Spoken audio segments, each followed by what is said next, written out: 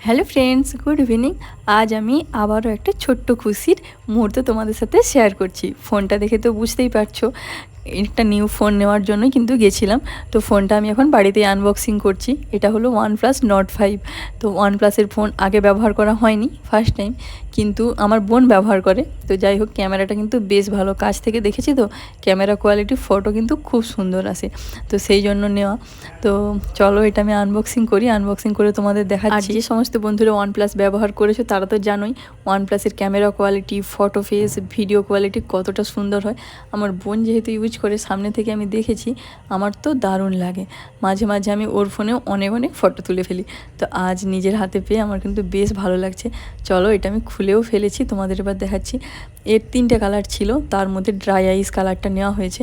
এটা একটু white base আছে, কিন্তু দেখতে কিন্তু বেশ ভালো। তোমরাও দেখো, দেখলে বুঝতে পারবে। এই দেখো কেমন লেগেছে অবশ্যই কিন্তু কমেন্ট করে জানাবে।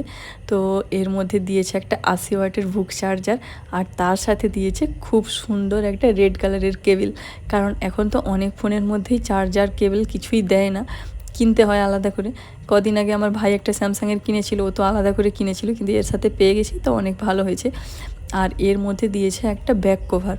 টেম্পার্ড গ্লাসটা তো আলাদা করে লাগাতে হবে, ওটা তো আর দেবে না। তো একটা ব্যাক কভার দিয়েছে, মোটামুটি কয়েক মাসের জন্য কাজ চলে যাবে, তারপর পছন্দ মতন একটা নিতে হবে। চলো আমি এটা পরিয়েও দিচ্ছি, এবার কেমন লাগে তোমাদের দেখাচ্ছি। এই দেখো কেমন লাগছে, মোটামুটি ভালোই লাগছে। আমার তো বেশ ভালো লেগেছে, তো তোমাদের কেমন লাগেছে বলো। এখন আমি ফোনটা অন করছি। এই দেখো, নতুন ফোন নিলে তার তো অনেক সেটিং করতে হয় ইমেল আইডি দিয়ে, তো সেগুলো এখন করতে হবে। তো সবশেষে আর একটা কথা বলি, এটা কিন্তু আমার না, এটা আমার দিদির জন্য নেওয়া। তো দিদির ফোনটা অনেকটাই খারাপ হয়ে গেছিলো, তাই ওর জন্যই নেওয়া হয়েছে। তো তোমাদের কেমন লেগেছে ভিডিওটা কমেন্টে জানিও, আর ভালো লাগলে অবশ্যই লাইক করে দিও। টাটা।